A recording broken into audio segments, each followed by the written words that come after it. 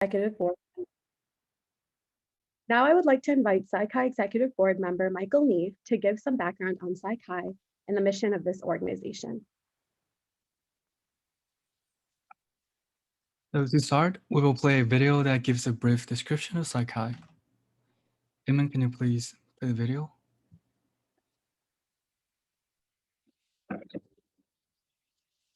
You're attending this ceremony for one of two reasons. Either you or someone you know is being officially inducted into Sci-Chi, the International Honor Society in Psychology. What this means is that you have excelled in your studies, have met Sci-Chi's high academic requirements for membership, and are now being publicly recognized for your scholarly study of the science and application of psychology. Acceptance into Sci-Chi is no easy task. For undergraduate students, it means that they are in the top 35% of their class and have completed numerous rigorous psychology-related courses. For graduate students, it means that they have committed themselves to furthering their psychological knowledge and skills beyond the baccalaureate degree. For faculty and alumni, it means that they have shown great skill and a willingness to educate future generations. You should feel proud.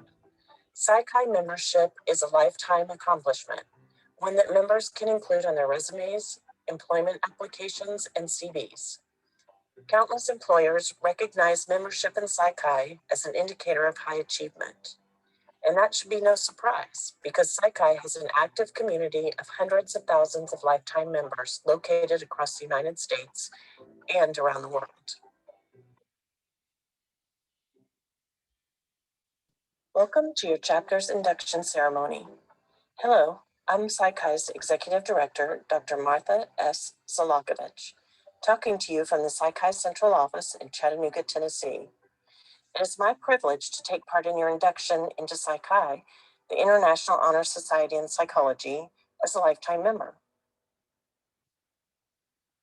Did you know that the idea to establish Sci-Chi came from two graduate students during a quick late-night conversation? It's true. And as a result of this conversation, just 2 years later, representatives of Sci-Chi's first 11 chapters officially signed the Sci-Chi Charter on September 4th, 1929 at Yale University. Another 11 universities joined as charter chapters over the following year. Thanks to the bold idea and initiative of these two students, Edwin Newman and Frederick Howell Lewis, Sci-Chi has grown tremendously and now boasts local chapters at 1,150 four-year colleges and universities in 18 countries and U.S. territories. Our society's humble beginnings are just one of many reasons we are so dedicated to nurturing each new generation of our student members. Because without bright young minds, Sci-Chi wouldn't exist. So just a quick recap. As Dr. Zlakovich mentioned in the video, Sci-Chi is the International Honor Society in Psychology, founded in 1929 for the purpose of encouraging, stimulating, and maintaining excellence in scholarship and advancing the science of psychology. Membership is open to graduate and undergraduate students who are making the study of psychology one of their major interests, have completed at least 3 semesters of college, and completed at least 9 semester credits of psychology courses at UW-Madison.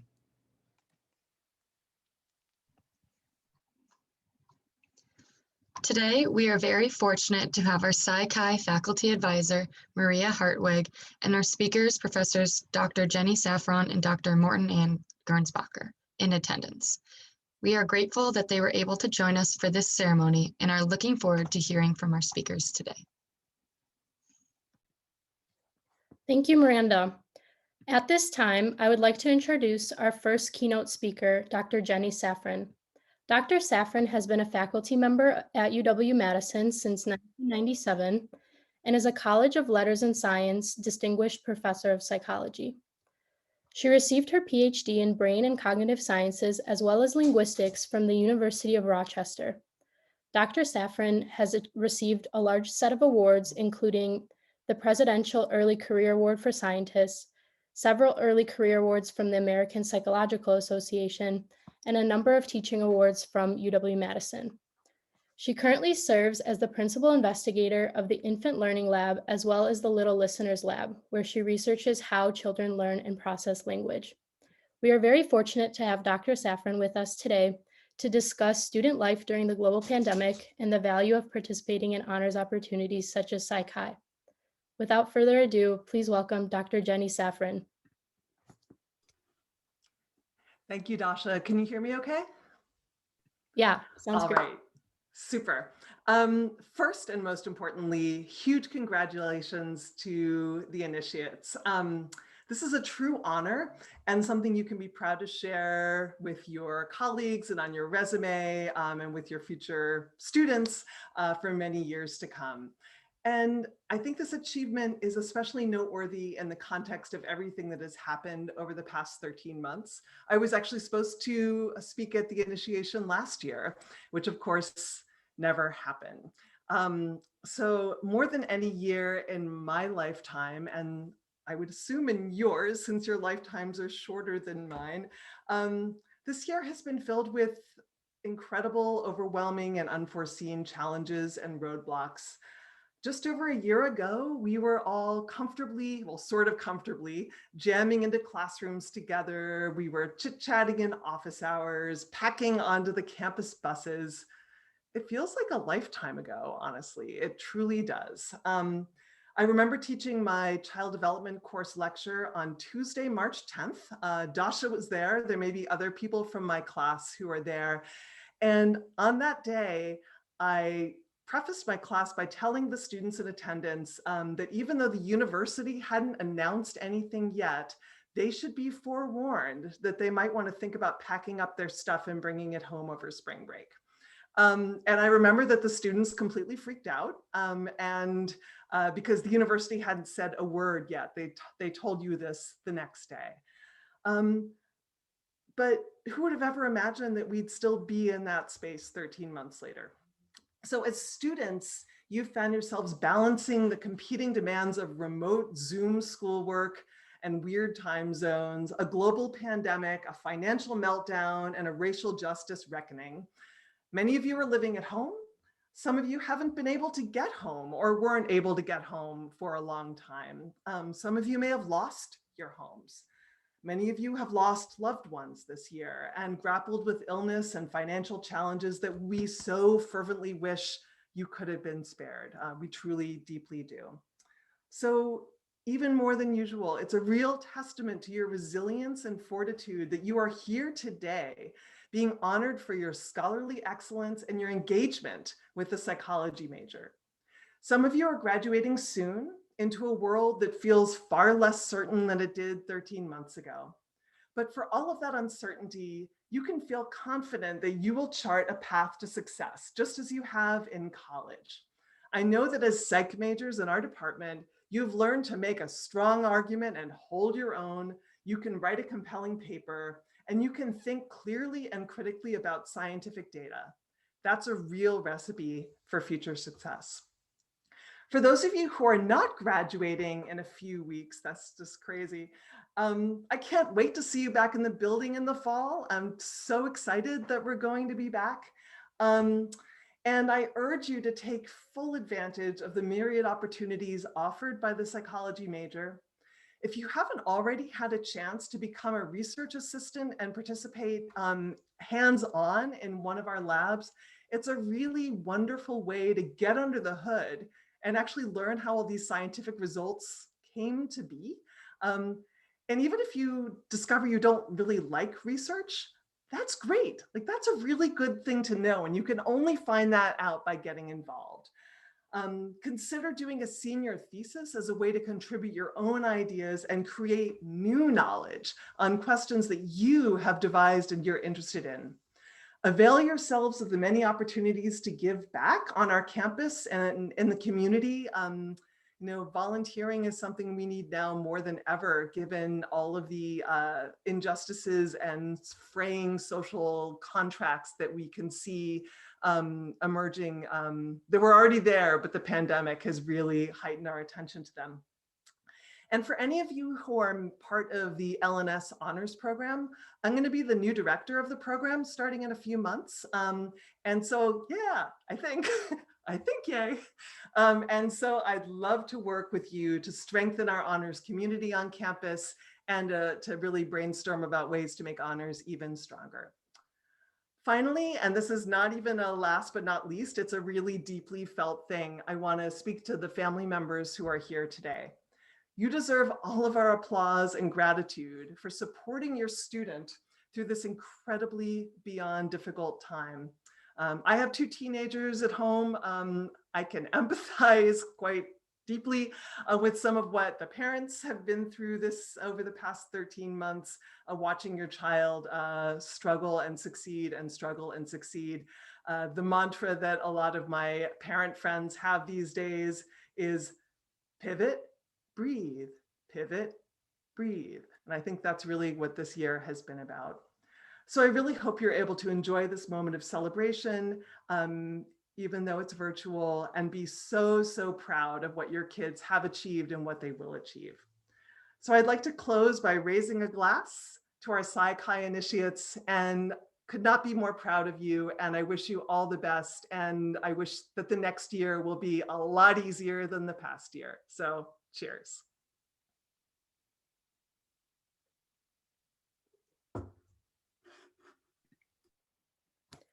Thank you, Dr. Safran, for a wonderful overview of student life during COVID and the importance of honors opportunities.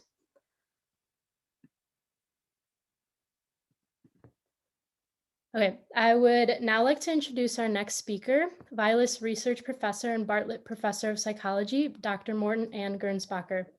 Dr. Gernsbacher received her PhD from the University of Texas at Austin in 1983. She has received many awards, including a Professional Opportunities for Women Award from the National Science Foundation and a Distinguished Service to Psychological Science Award from the American Psychological Association. Please note, as shown on the screen, her Newman Psi Chi Excellence in Research Award.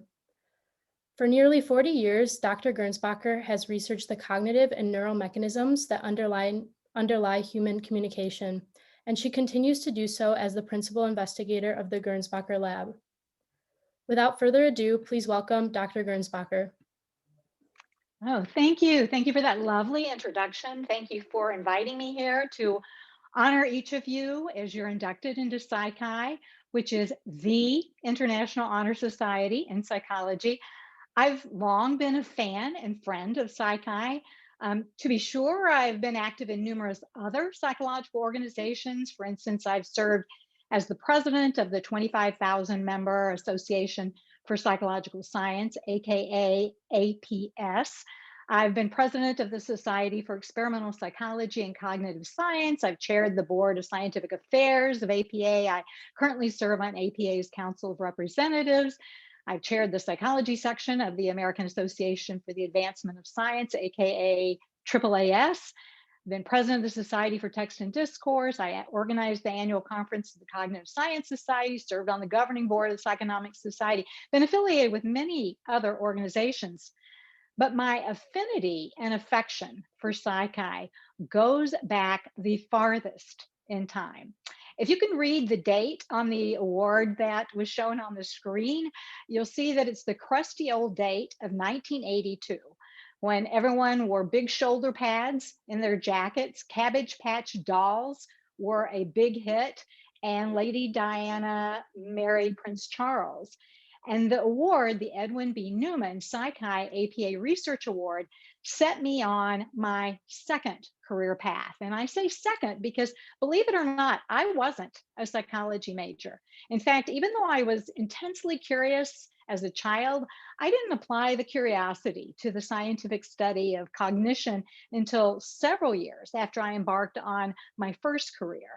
And my first career launched the day after I received my undergraduate degree, and I began teaching high school in Dallas, Texas, and the surrounding suburbs. And I enjoyed a very rich and satisfying career teaching English and Spanish, first in an inner city school and then in a rural school where the superintendent, he would put on his coveralls on a beautiful spring day and mount the tractor mower and trim the schoolyard. I also taught in an upper middle class preparatory school where the students had considerably more spending money than I had, and the after school clubs such as chemistry and chess club were highly attended. But while I was teaching high school, I decided to take a night course in human development at the nearby University of Texas at Dallas. And my goal was to better understand adolescent development, because both when I was a teen and then when I was a teacher of teens, adolescence mystified me. The freshmen were small enough to hide in their lockers, and they wanted to. And the seniors were old enough at that time in Texas to drink legally and go off to war in the Vietnam War. The night course I took at the University of Texas at Dallas was a closet version, because it was taught in a College of Human Development, of introductory cognitive psychology. And it was taught by Professor James C. Bartlett. And Professor Bartlett played such a fundamental role in my scientific and academic development that when I was given a named professorship from anonymous funds, and therefore I was allowed to appoint the name myself, I named it implicitly after Professor Bartlett. So I enjoyed Professor Bartlett's cognitive psychology course, masquerading as human development, immensely. It was the first cognitive psychology course I'd ever taken, and I just learned that I belonged in that field. I just loved the simplicity of different theoretical conceptions yoked with creativity and cognitive experiments. And the heart of the matter is that I loved learning that people could manipulate things like stimuli and then observe microscopic mental events. So it was a class that truly changed my life. And after this first course in cognitive psychology was over, I went to talk to Professor Bartlett about taking another course. And he told me the courses he'd be teaching the next term, but none fit my schedule because they were all day courses and I was still teaching high school during the day. And then Professor Bartlett said something to me that at the time was completely incomprehensible. He said he had only taught an evening course that semester and had never taught one before and never would teach one again because he was coming up for tenure and the dean had asked him to teach a night course. So to the uninitiated, such as myself at that time, whose parents did not graduate from college, this reason made as much sense as if he had said, I only taught that course at night because I wear purple underwear or because my mother was born in Arizona. But to my great and long-lasting advantage, he invited me to do supervised research in his lab. So I'm also going to pimp what Professor Safran had mentioned.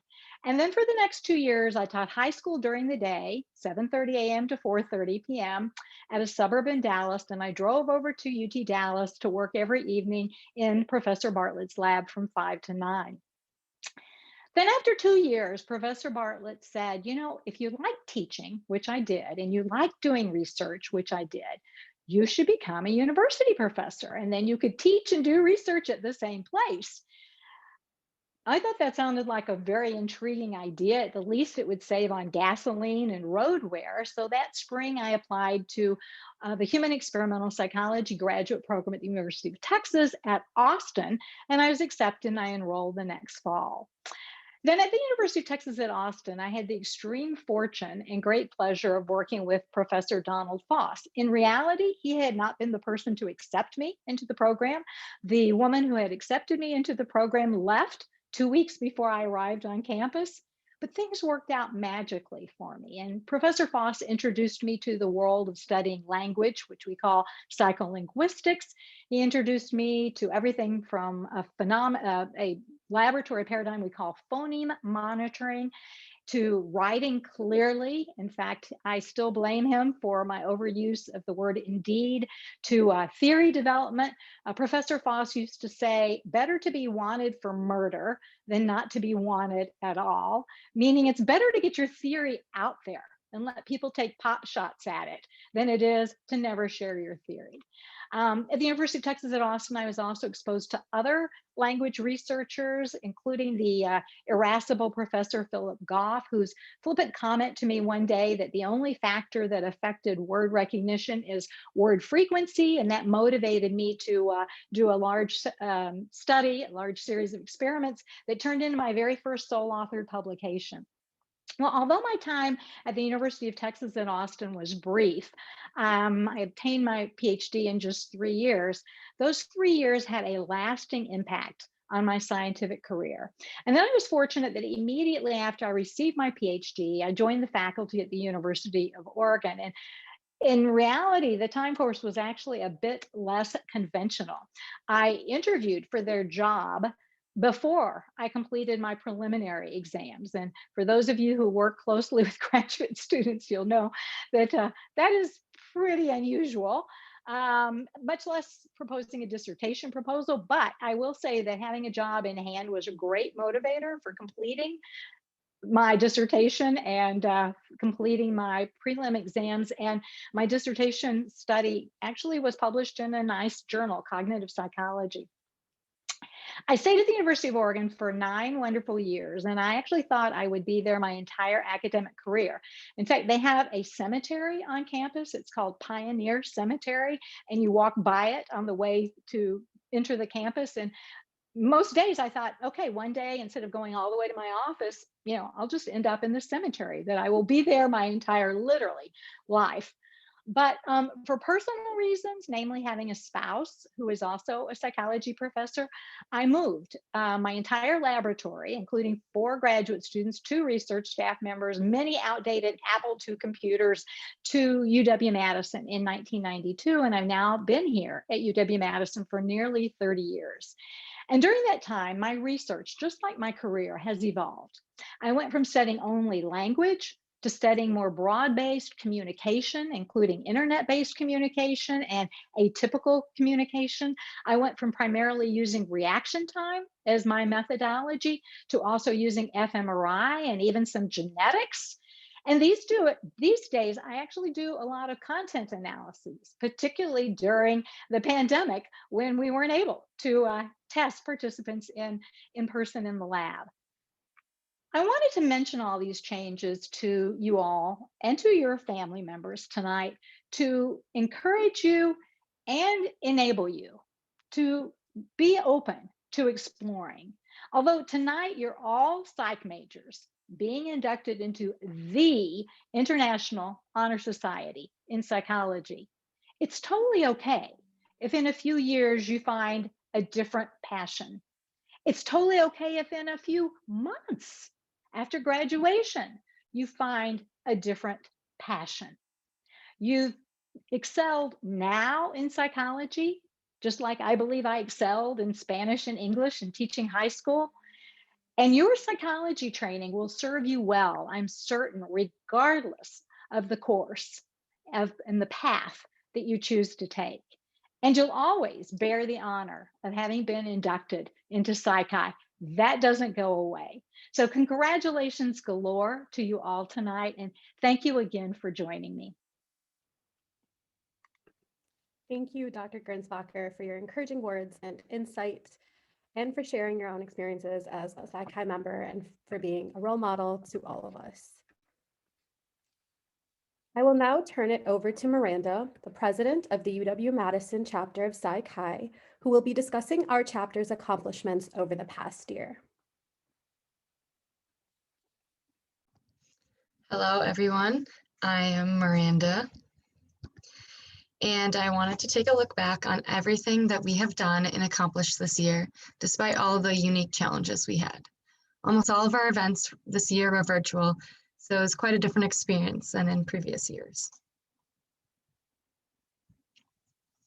Throughout the year, we've had the wonderful opportunity to attend many different psych talks about specific aspects of psychology and research that is being conducted by professors here at UW.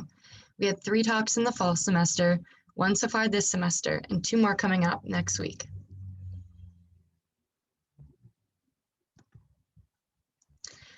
Throughout the fall and spring semester, we have also had a hardworking committee creating our 2021 newsletter. Thank you for your dedication.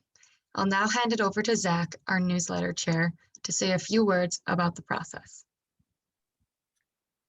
Hi. So we created a newsletter this year that contains 6 articles, which cover topics such as how the psychology department is changing to become more diverse and inclusive, how students have coped with the pandemic, and the effects of social media on mental health, among other topics.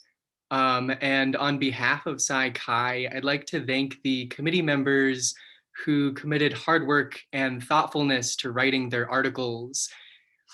Amy Sapanik, Dasha Yermel, Laura Klein, Teresa Ryskowski, Lauren Lindner, and Sarah Popowski. We distributed the link to the newsletter earlier today to the Sci-Chi mailing list, and Dasha just entered it into the chat. And we're also going to put it up on the Department of Psychology's website in the next few days. So check it out. Thank you, Zach, and the rest of the newsletter committee. One of our other biggest challenges this year was finding a way to be social while social distancing. Despite this, we had some pretty fun game nights via Zoom playing Codenames, and also were able to have a walk and talk event down the Lakeshore Path recently because of the beautiful weather. Not being able to do our traditional Greenbush donut fundraiser, this year we opted for a takeout meal option to raise money for the organization. Thanks to our fundraising chair, Michael, and his hard work and our members' commitment, our Salads Up fundraiser was a great success. And as you can see, we had a lot of happy members.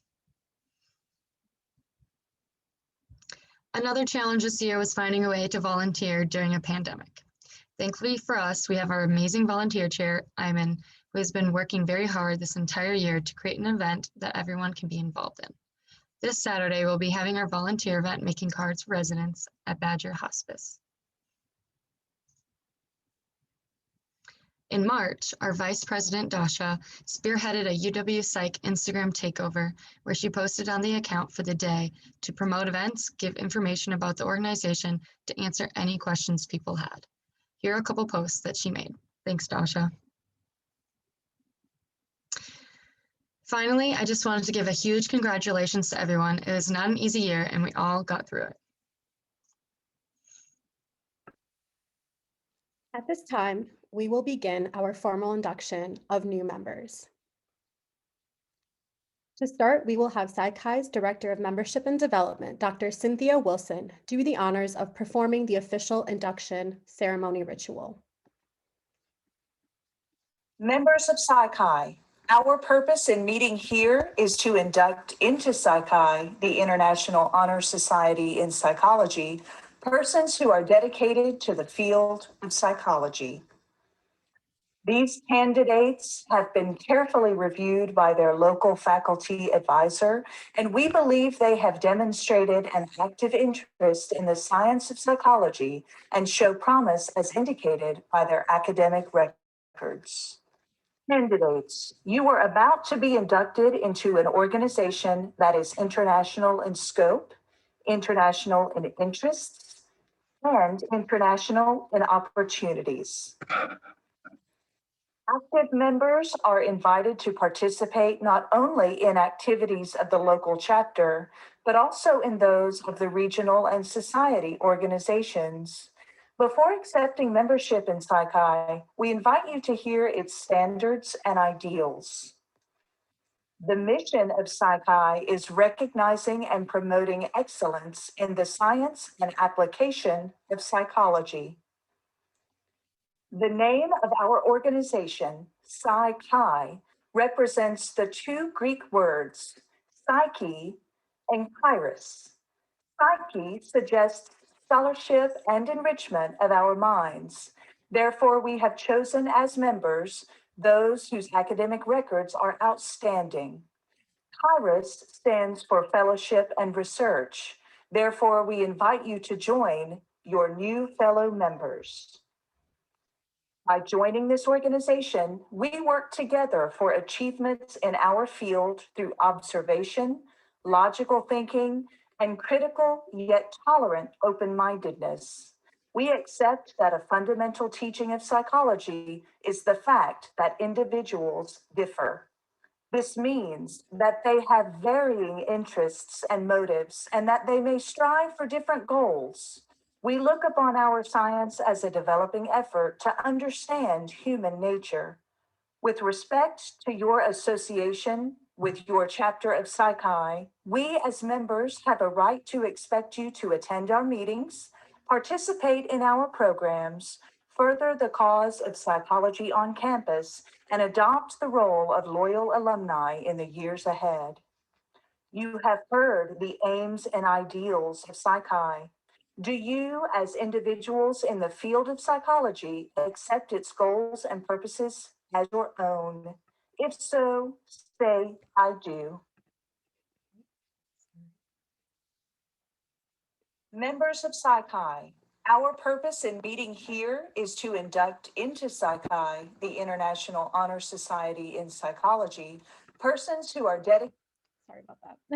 Technical difficulties. So members, please take a moment to type I do in the chat.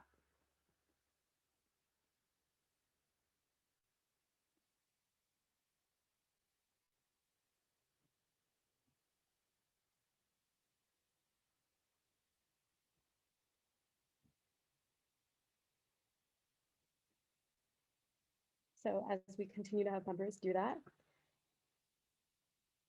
Initiates, you have now signified your acceptance of the conditions of membership offered to you. We welcome you to the chapter and look forward to our fellowship. We will now have the members of our board read off the names of the members that are being initiated today. Due to the time constraints, we will not be able to read off all of the information for each member. So we encourage you, as the names are announced, to please take a moment to read the information for each member on the slide, as their year, hometown, and a fun fact about them are listed.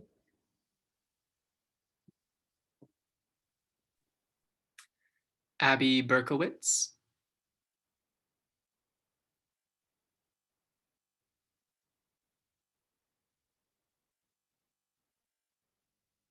Ayman Shafiq,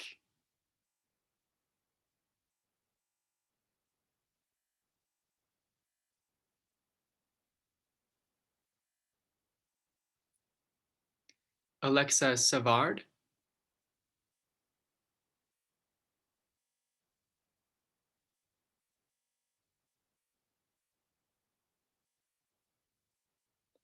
Allie Thompson,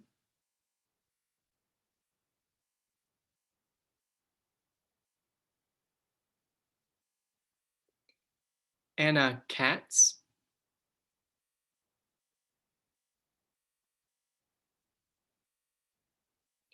Anna Souders,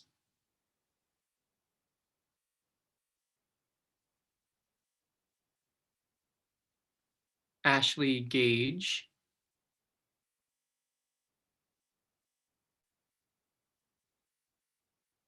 Brenna Wells,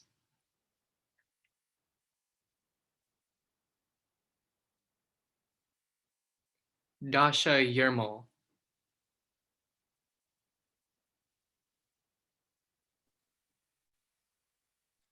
Ella Redmore,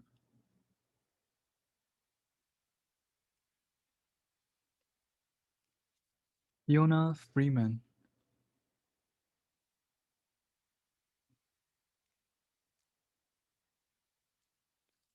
Gary Beiner,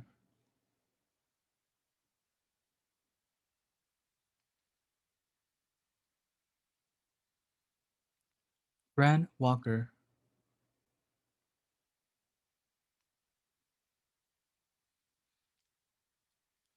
Haley Hutchinson,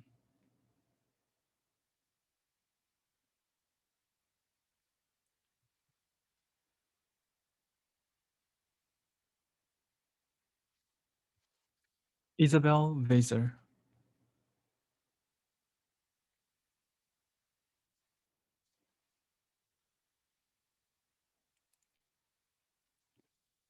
Josie Hinsky,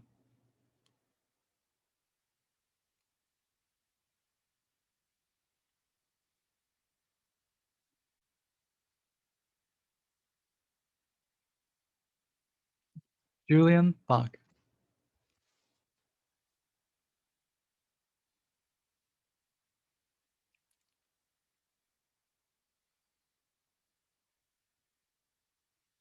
Julie Lichtenberg,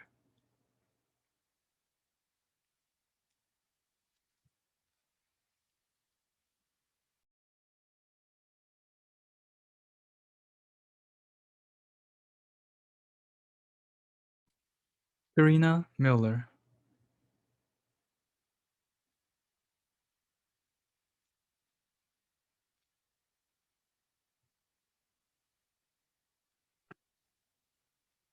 Cass Gossens,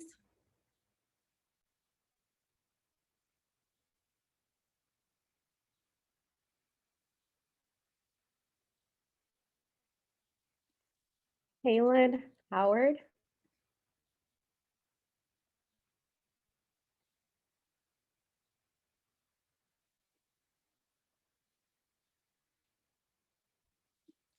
Kelsey Campbell.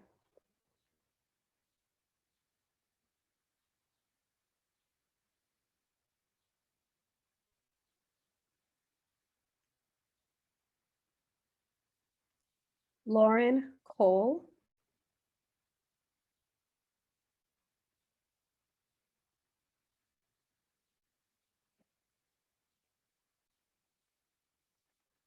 Lauren Lintner.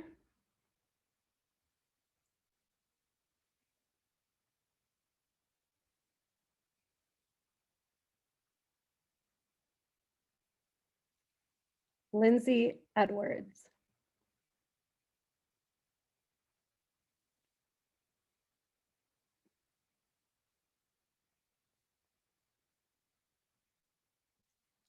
Lucas Nguyen.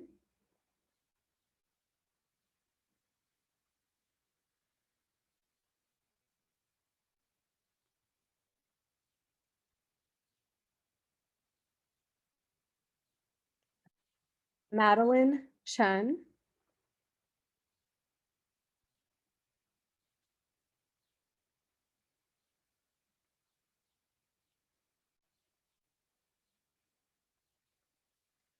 Michaela Petersdorf.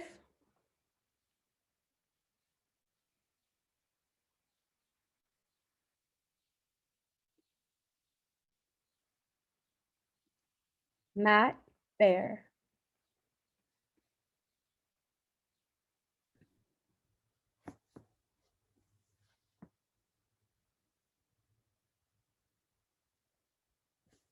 Megan Haas.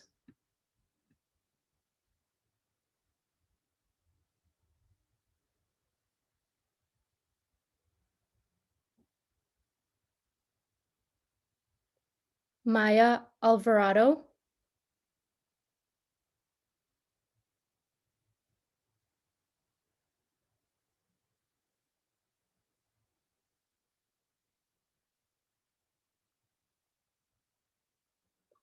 Megan Thomason.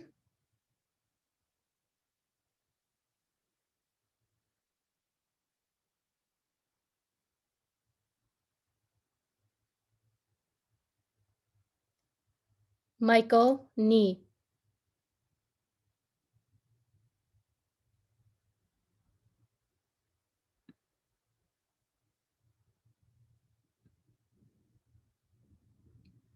Miranda DeBow.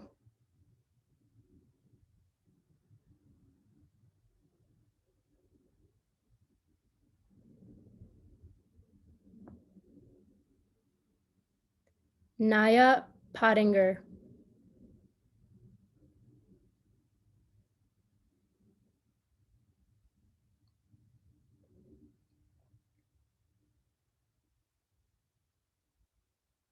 Olivia Turner.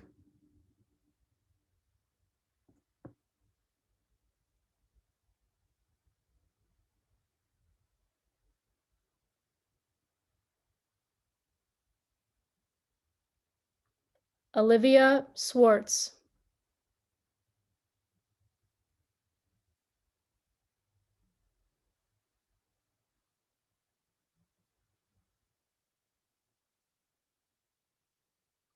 Parker Jornby.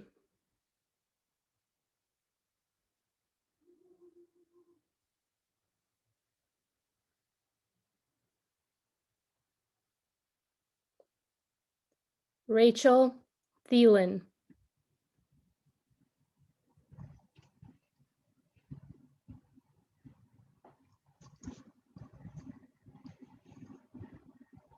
Samantha Zachow.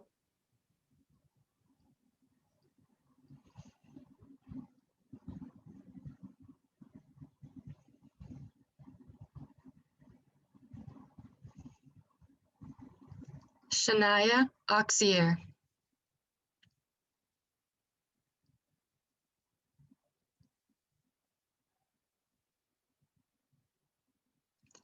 Shu Hu.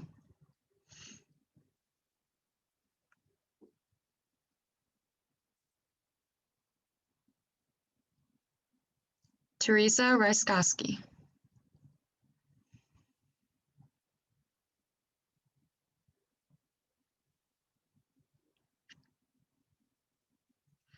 Teresa Shinkowicz.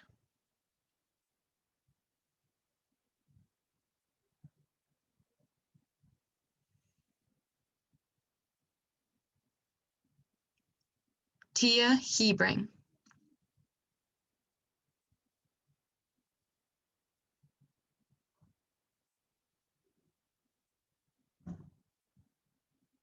Tia Sadlin.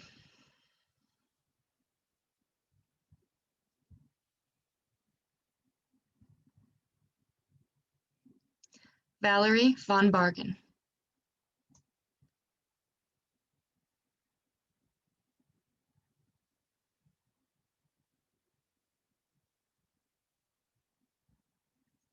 Yibru Chen.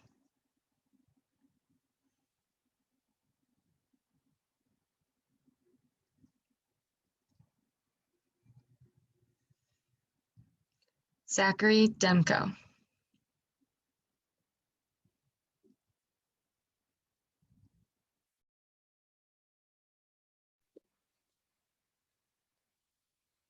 Congratulations to all of our inductees and welcome to Psi Chi.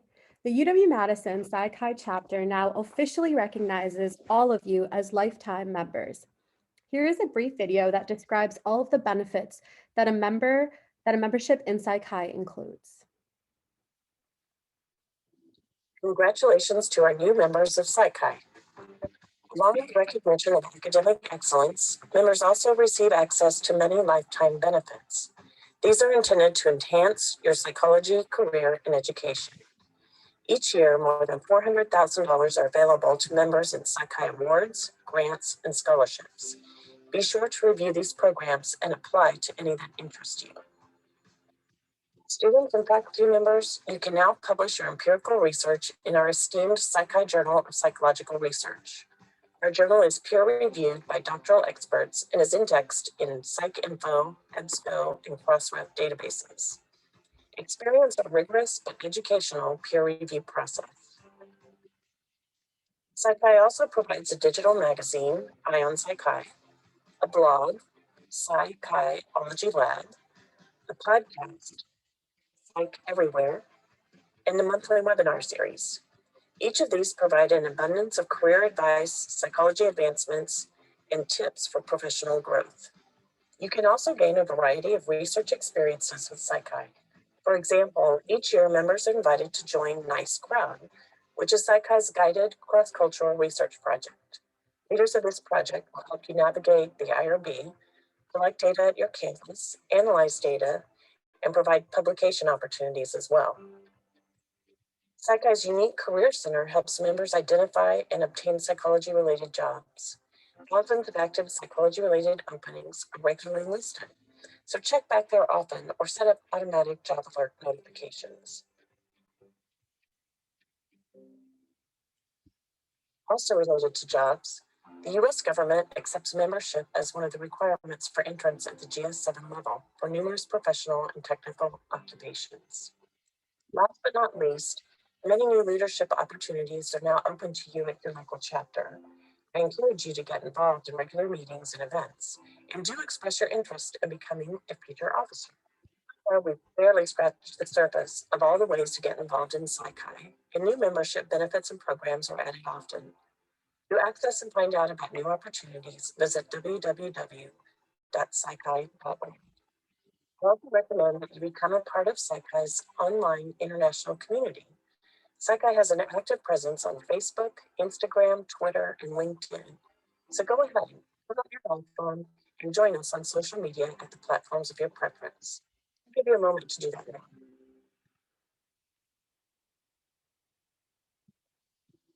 Congratulations.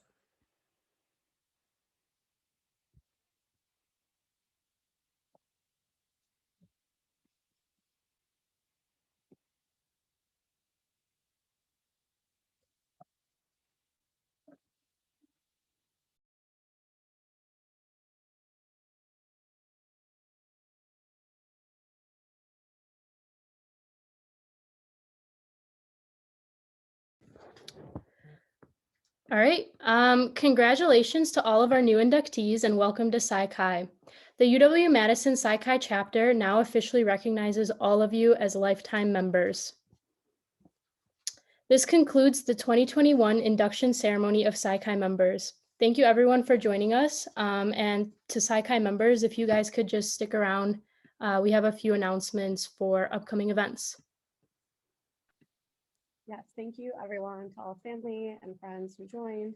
And we're just going to have some quick announcements. So thank you, Dasha. Firstly, I wanted to mention that we have received membership certificates from the Psi Chi Central Office for those whose memberships have been processed. And we will be passing them out with graduation cords on Saturday, April 10th during the service event between 1 to 4 p.m.